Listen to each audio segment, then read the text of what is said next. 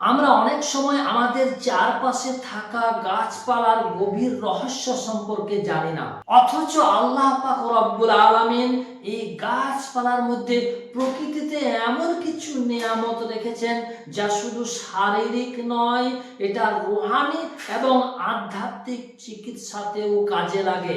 আজ আপনাদেরকে শিখিয়ে দেব আধ্যাত্মিক চিকিৎসায় অর্থাৎ রুহানি চিকিৎসায় ডালিম গাছের গুণাগুণ সম্পর্কে।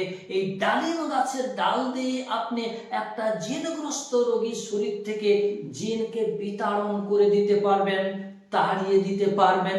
সেই রকমই একটা আমল, ছোট্ট আমল, যে কেউ এটি করতে পারবেন। তবে ভিডিওটি দেখতে হবে আপনাকে মনোযোগ সহকারে। চলুন আপনাদেরকে শিখিয়ে দিচ্ছি ডালিম গাছের ডাল দিয়ে কিভাবে আপনি জিনগ্রস্ত রোগীর চিকিৎসা করবেন। আমি হারুন রশিদ, আপনারা দেখছেন হানাফি কেল্লা মিডিয়া। মনে রাখবেন, ডালিম হলো জান্নাতি ফলগুলোর মধ্যে একটা ফল। পবিত্র কোরআনে আল্লাহ পাক রব্বুল আলামিন জান্নাতি ফলগুলোর মধ্যে এই ডালিমের কথা কিন্তু উল্লেখ করেছেন।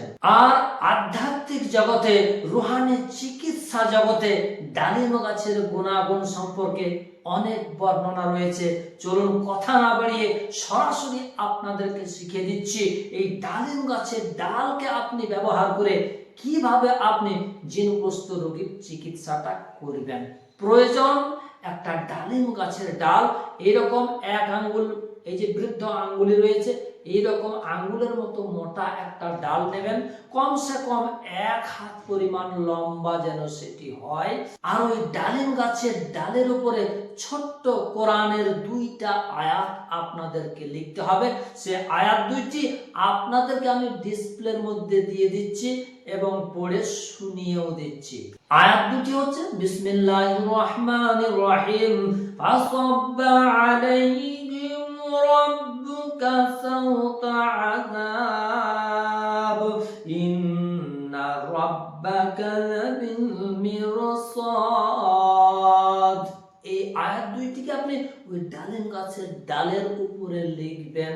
আর যখন জিনের চিকিৎসা আপনি করবেন, জিনগ্রস্ত ওই রোগীর সামনে মেঝেতে এই লাঠিটা দিয়ে কাল্পনিক একটা শয়তানের মূর্তি এঁকে ফেলবেন। অরিজিনালি আপনি অঙ্কন করবেন না, কারণ ছবি অঙ্কন করা শরীয়তে অনুমতি দেয় না। তাই কাল্পনিক আপনি মেঝেতে এই রোগীর সামনে একটা কাল্পনিক ছবি অঙ্কন করে নেবেন এবং এই লাঠিটা দিয়ে আপনি রোগীর শরীর থেকে টাচ করে নিয়ে ওই কাল্পনিক ছবিটার উপরে আপনি আঘাত করতে থাকবেন। দেখবেন রোগীর ভিতরে থাকা ওই জিনটা চিৎকার করতে করতে রোগীর শরীর থেকে বের হয়ে চলে যাবে ইনশাআল্লাহ।